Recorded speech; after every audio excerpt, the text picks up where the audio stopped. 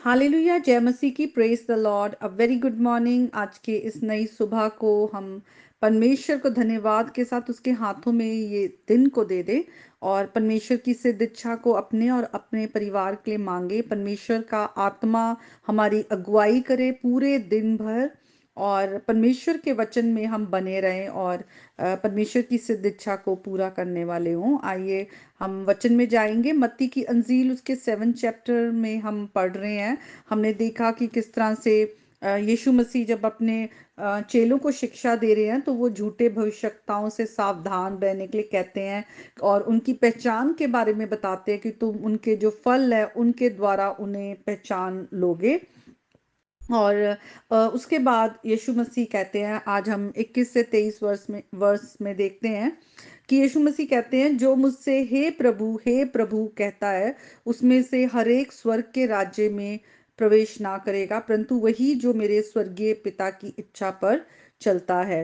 तो बहुत ज़रूरी है इस बात पर फोकस करने का, क्योंकि बहुत बार हम सब भी बहुत सारे गीतों को गाते हैं। यीशु मसीह आप ही हमारे प्रभु हैं, हमारे पिता हैं और प्रभु परमेश्वर तू कितना भला है। लेकिन हमें इसका मतलब समझने की ज़रूरत है कि प्रभु का मतलब क्या है। लॉर्ड, लॉर्ड या प्रभु, इसका मतलब है जिसको हमने अपने जीवन पर पूरा अधिकार दिया है, वो ओन करता है, वो हमारा स्वामी है।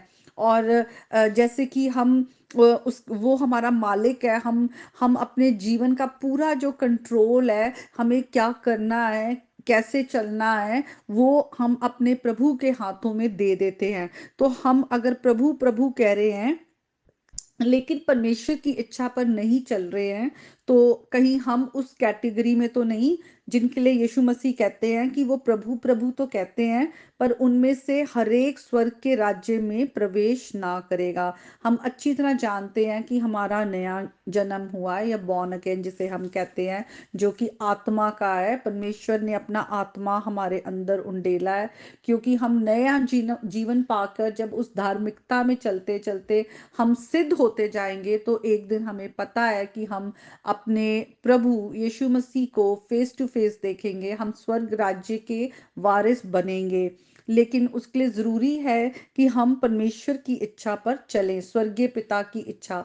यीशु मसीह ने हमारे लिए एक पैटर्न बताया जब वो इस संसार में थे, किस तरह से वो जिए, किस तरह से वो अपने पिता की इच्छा पर ही वो पूरी तरह से लीन रहते थे, पिता से ही पूछते थे, प्रार्थना करते थे, वो ही अपने चेलों को सिखाते थे।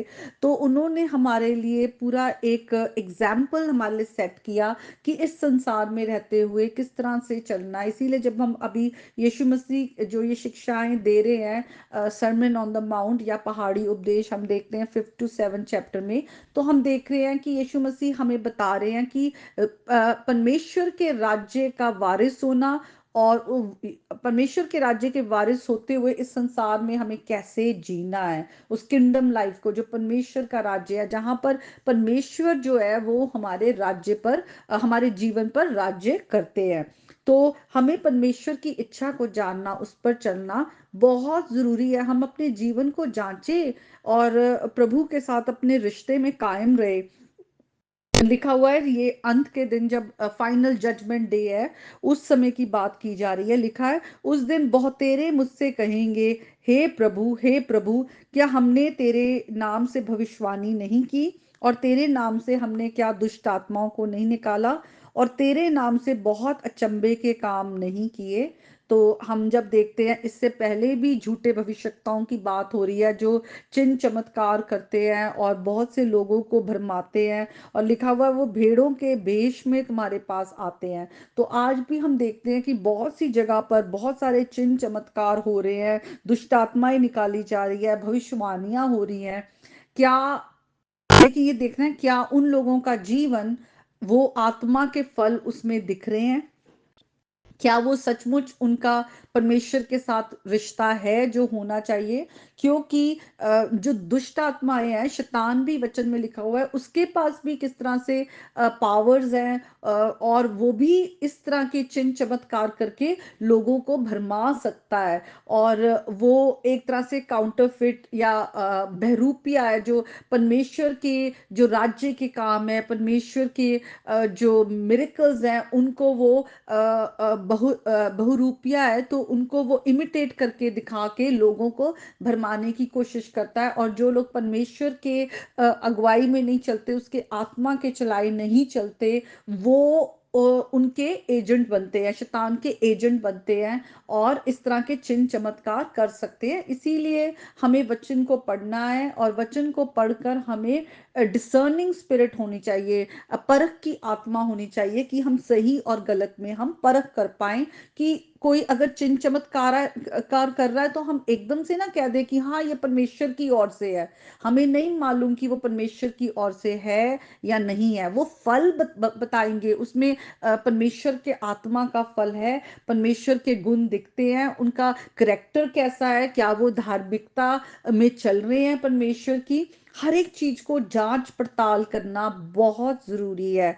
और आगे यीशु मसीह कहते हैं, तब मैं उनसे खुलकर कहूंगा, वो लोग जो कहते हैं कि हमने तो तेरे नाम से ये किया, हमने तो तेरे नाम से ये किया, उन्होंने परमेश्वर के नाम से ये वो सब कुछ किया, लेकिन महिमा खुद ली, परमेश्वर को नहीं दी। ये भी एक पहचान है। जब लोग महिमा यीशु मसीह को ना देकर अपनी महिमा लेते हैं कि लोग उनके बारे में क्या कह रहे हैं, तो हम पहचान सकते हैं कि वो किस तरह से झूठे भविष्यवक्ता है। तब यीशु मसीह कहते हैं, मैं उनसे खुलकर कह दूंगा कि मैंने तुमको कभी नहीं जाना, हे कुकर्म करने वालों, मेरे पास से चले जाओ। तो वचन भी किस तरह से कहता है, जो घमंडी लोग हैं या जो कुकर्मी है, जो प्रभु के व्यवस्था में नहीं चलते और व्यवस्था को तोड़ते हैं, उसका डिसरिगार्ड करते हैं, वो परमेश्वर के आगे वो खड़े नहीं हो पाएंगे, उसके उसके न्याय के सिंहासन के आगे।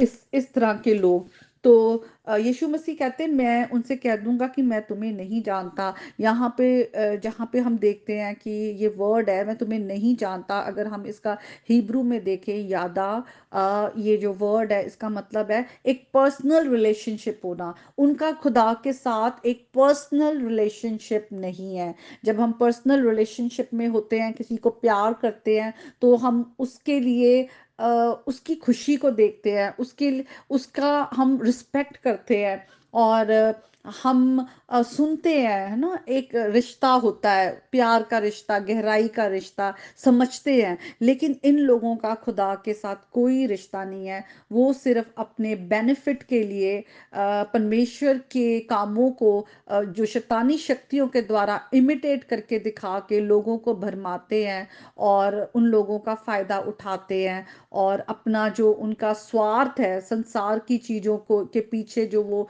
लस्ट करते फिरते हैं, उनको पाने के लिए वो जो है बुरे काम करके परमेश्वर के नाम को खराब करते हैं। कि वो परमेश्वर के नाम से जाने जाते हैं, लेकिन उनके काम जो है बिल्कुल परमेश्वर के व्यवस्था के विरोध में होते हैं।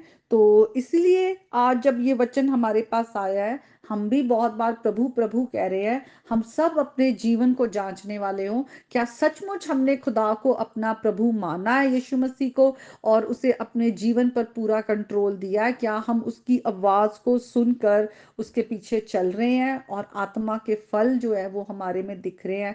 हमें परमेश्वर के साथ एक बहुत क्लोज कम्युनिकेशन और कम्युनियन में रहना है, ताकि हम जो है शैतान के द्वारा भरमाए ना जाएं।